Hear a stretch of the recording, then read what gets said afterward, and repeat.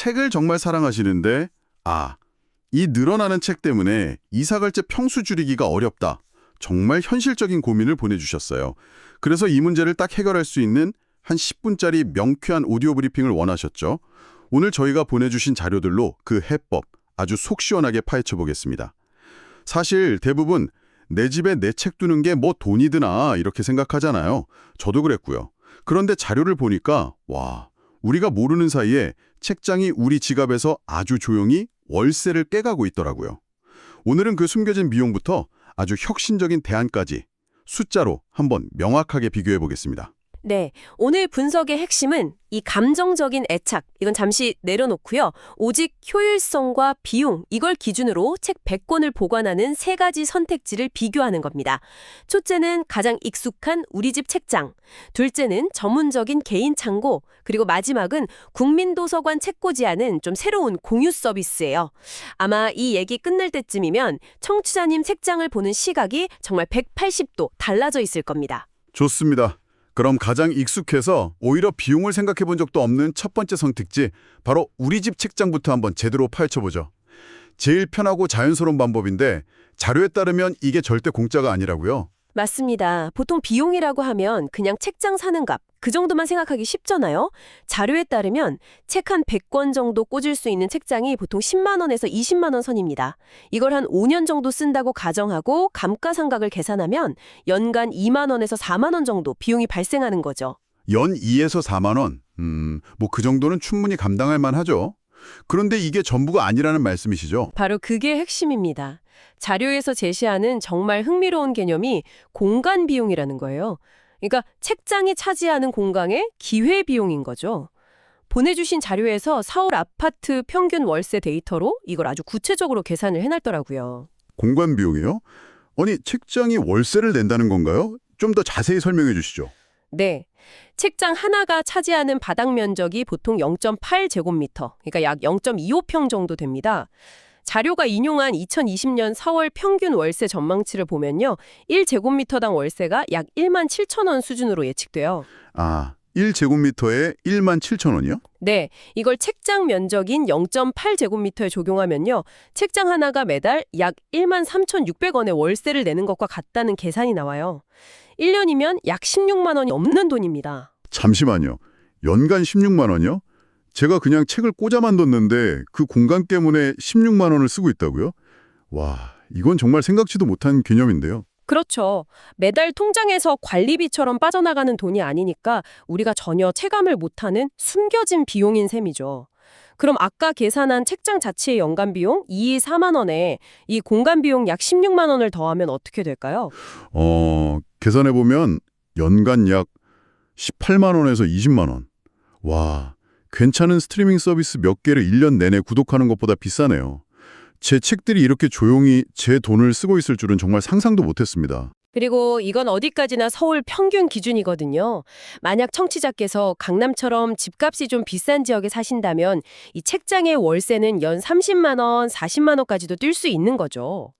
근데 더 무서운 건 이게 전부가 아니라는 거예요. 자료에서도 언급하듯이 그 쌓이는 먼지 닦아내는 시간, 노력, 여름철 습기 관리, 또 이사할 때마다 그 많은 책 포장하고 옮기는 수고, 이런 비금전적인 비용까지 더하면 실제 부담은 훨씬 커지는 거죠. 듣고 보니 정말 그렇네요. 책이 늘어날수록 더 넓은 집으로 가야 하나? 이런 심리적인 압박감도 무시 못하고요. 집에 두는 게 이렇게까지 비싼 선택지였다니 좀 충격적인데요. 그렇다면 아예 그냥 마음 편하게 전문적인 공간에 맡기는 건 어떨까요? 두 번째 선택지, 바로 퍼스널 스토리지, 그러니까 개인 창고 서비스입니다. 네, 이 서비스의 최대 장점은 단연코 완벽한 보관 환경입니다. 자료를 보면 이런 시설들은 24시간 항온, 항습 시스템을 갖추고 있고 보안도 철저해서요. 책이 변색되거나 훼손될 걱정을 할 필요가 없는 거죠. 아주 귀한 절판본이나 초판본 이런 책을 소장하고 계신 분들에게는 이만한 환경이 없을 겁니다. 정말 소중한 책이라면 솔깃한데요. 그런데 문제는 역시 비용이겠죠. 맞습니다. 자료에 나온 비용을 보면 정말 입이 떡 벌어집니다. 책 100권 정도를 보관하려면 보통 캐비넷 사이즈의 락커나 한 0.3평 정도 되는 가장 작은 공간이 필요하거든요. 업체마다 다르지만 월 이용료가 보통 4만 원에서 12만 원 선입니다. 월 4만 원에서 12만 원이요?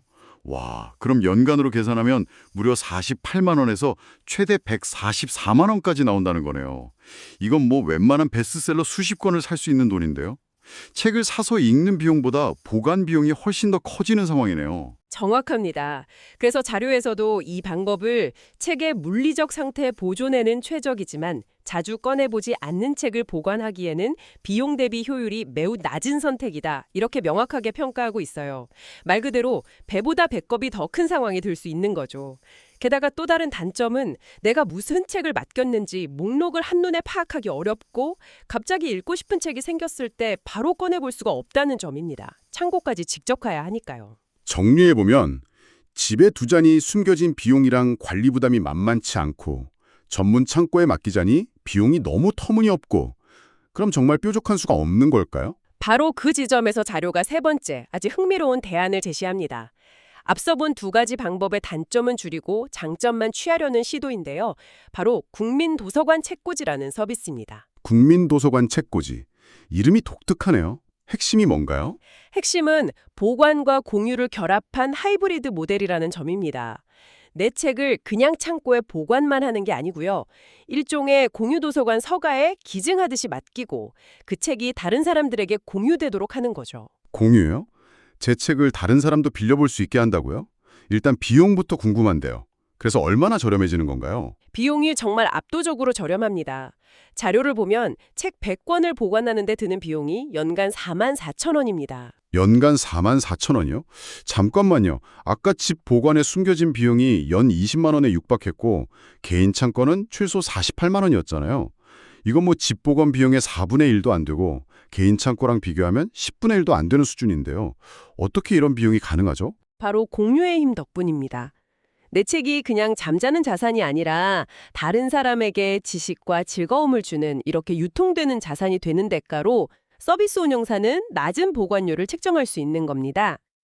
그리고 이용자는 단순히 보관료 절감 외에 다른 부가적인 혜택도 누릴 수 있어요. 오, 어떤 혜택들이 있는지 궁금하네요. 자료에 꽤 자세히 나와 있던데요. 네, 크게 두 가지 핵심 혜택이 있습니다. 첫째는 나의 서재가 모두의 서재로 확장된다는 점이에요.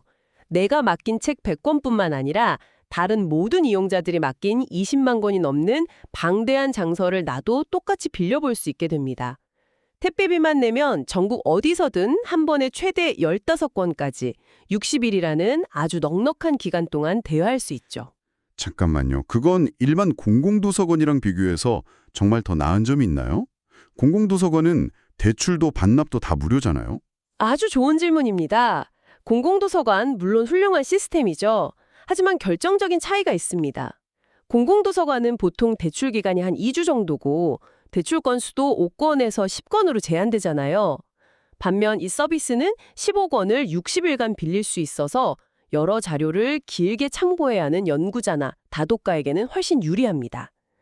또 다른 점은 장서의 성격이에요. 공공도서관에 없는 희귀 절판본이나 전문서적, 아니면 최신 베스트셀러를 다른 이용자가 맡겨두었다면 바로 빌려볼 수 있다는 장점이 있죠. 그렇군요. 더 길게, 더 많이, 그리고 더 희귀한 책을 빌릴 수 있다는 거네요. 그럼 두 번째 혜택은 뭔가요? 두 번째 혜택은 더 흥미롭습니다. 바로 내 책이 돈을 벌어온다는 겁니다. 내 책이 다른 사람에게 대출될 때마다 책 정가의 일정 비율이 크레딧으로 적립이 돼요. 이 크레딧은 1만 원 단위로 현금으로 인출할 수도 있습니다. 쉽게 말해서 내 책이 일종의 작은 임대부동산이 돼서 스스로 월세를 벌어오는 셈이죠. 자료에 따르면 특히 신간일수록 적립 비율이 높다고 하네요. 내 책이 돈을 번다니 정말 기발한 아이디어네요. 그런데 한편으로는 좀 걱정되는 부분도 있어요. 내 소중한 책을 모르는 사람이랑 공유한다는 게 좀 불안하게 느껴지거든요. 누가 막 낙서를 하거나 책을 험하게 다루면 어떡하죠? 분실될 위험은 없나요? 당연히 드는 걱정이죠. 그 부분에 대해서도 자료에 명확한 설명이 있습니다. 우선 이 서비스가 2011년부터 10년 넘게 운영되면서 신뢰를 쌓아온 곳이라는 점을 강조하고 싶고요. 시스템적으로도 아주 철저한 안전장치를 갖추고 있습니다. 이용자에게 책을 보낼 때 모든 책의 상태를 비디오로 촬영해서 기록으로 남겨둬요. 그리고 책이 반납되면 그 비디오랑 비교해서 꼼꼼하게 검수하는 과정을 거칩니다. 비디오 촬영까지 한다니 철저하긴 한데 한편으로는 좀 번거롭게 들리기도 하네요. 매번 그렇게 확인하는 과정이 사용자 입장에서 불편하진 않을까요? 그 과정은 이용자가 직접 하는 게 아니라 서비스 내부에서 전부 처리하기 때문에 이용자가 불편을 느낄 일은 없습니다. 오히려 내 책이 체계적으로 관리되고 있다는 신뢰를 주죠. 만약 반납된 책이 물에 젖거나 찢어지는 등 돌이킬 수 없는 훼손이 발견되면 대출한 사람이 동일한 책으로 변상해야 하는 명확한 규정이 있습니다. 분실의 경우도 마찬가지고요. 이런 시스템 덕분에 대부분의 이용자들이 자기 책처럼 아주 소중히 다룬다고 합니다. 체계적인 관리 시스템이 있으니 안심하고 맡길 수 있겠군요. 자, 그럼 지금까지 논의한 3가지 방식을 최종적으로 한번 정리해 볼까요? 책 100권 기준, 연간 비용으로요? 네, 다시 한번 정리해드리죠. 첫째, 집보관. 겉보기엔 공짜 같지만 책장 감가상각과 공간의 기회비용을 합쳐서 연간 약 18만 원에서 20만 원의 숨겨진 비용이 발생합니다. 여기에 관리의 번거로움은 덤이고요. 그렇죠. 둘째, 개인 창고. 보관 환경은 최상이지만 비용이 연간 48만 원에서 144만 원으로 가장 비싸고 접근성도 떨어집니다. 네. 셋째, 국민도서관 책꽂이. 공유 모델을 통해 연간 4만 4천 원이라는 가장 저렴한 비용을 실현했고요. 20만 권의 다른 책을 빌려보거나 내 책으로 수익을 얻는 부가가치까지 제공합니다. 숫자로 비교하니까 각 선택지의 장단점이 정말 명확하게 드러나네요. 이게 단순히 어떤 게 제일 싸냐 이 문제를 넘어서는 것 같아요. 맞습니다. 자료의 마지막 부분이 바로 그 점을 강조하고 있죠. 이건 단순히 돈을 아끼는 문제가 아니라 공간과 마음의 부담을 덜어내는 일이라는 겁니다. 생각해보세요.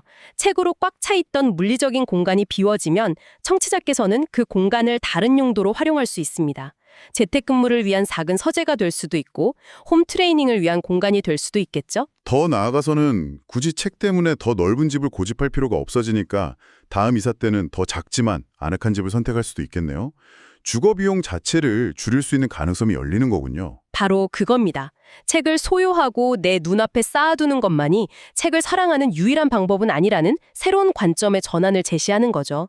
소유의 방식을 바꿈으로써 삶의 다른 부분에서 더 큰 자유를 얻을 수 있다는 겁니다. 우리 집 책장에 매년 20만 원에 가까운 기회비용이 숨어 있었다는 사실도 놀라웠고요.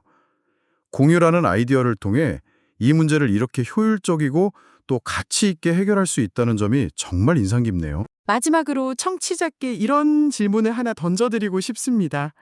자료의 마지막 문장에서 영감을 받은 질문인데요. 지금 청취자님의 책장을 한번 바라보세요. 만약 그 책장의 책들이 더 안전하고 효율적인 곳으로 옮겨가고 그 공간이 텅 비게 된다면 그곳을 무엇으로 채우고 싶으신가요?